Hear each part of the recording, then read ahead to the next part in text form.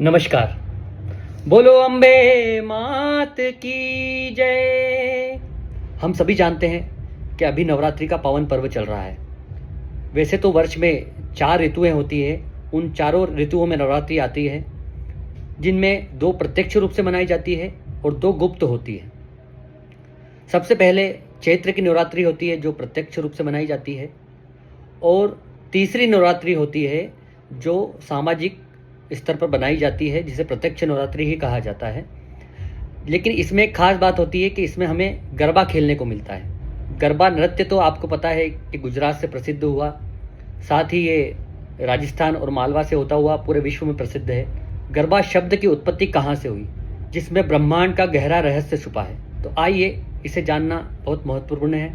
शरद पूर्णिमा के पूर्व आने वाली नवरात्रि, जिसमें विजयादशमी का पर्व भी जुड़ा है, जो कि माँ शक्ति का पर्व है, साथ ही नारी रूप में सृजन करने वाली माता की शक्ति का पर्व भी है। गरबा शब्द उन्हीं माताओं की शक्ति से जुड़ा है जो एक नए जीवन को जन्म देने की शक्ति रखती है। गरबा शब्द संस्कृत के गर्भदीप से आया है, जिसका अर्थ होता है गर्भ अर्थात गर्भाशय, दीप अर्थात दीपक। गर्भदीप हमारे सनातन से प्राचीन रूप से जुड़ा है, जिसमें एक मिट्टी के कलश में छोटे छोटे छिद्र होते हैं। उसमें एक दीपक, चांदी का सिक्का और सुपारी रखी जाती है। उस दीपक को जब प्रज्वलित किया जाता है तो वो माता के गर्भ का प्रतीक होता है, और यही उत्सव उस गर्भदीप के आसपास नृत्य करके मनाया जाता है। गरबे में जो नृत्य होता है वह सिर्फ मनोरंजन के लिए नहीं होता, बल्कि इसमें भी एक रहस्य छुपा है। जब गर्भदीप के आसपास गोल घूमकर नृत्य किया जाता है तो ये वैसा ही होता है जैसे सूर्य के चारों ओर पृथ्वी चक्कर लगाती है, जिसमें जीवन चक्र जुड़ा है।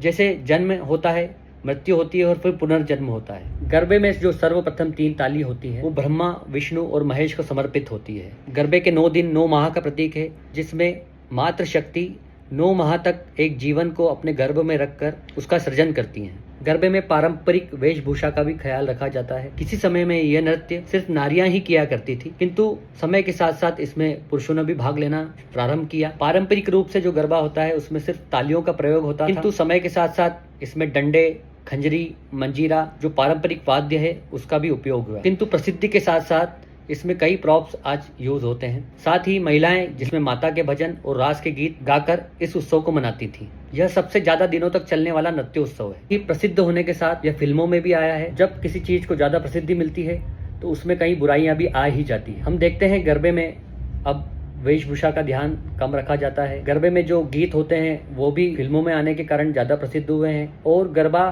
आराधना से होते हुए डिस्को तक परिवर्तित हुआ है। सनातन से जुड़ा होने के कारण इसकी सफाई करना आवश्यक है, जिसमें सभी का सहयोग जरूरी है। गरबा नृत्य शैली को 2023 में यूनेस्को ने मानवता की अमूर्त सांस्कृतिक विरासत की सूची में शामिल किया है। धन्यवाद।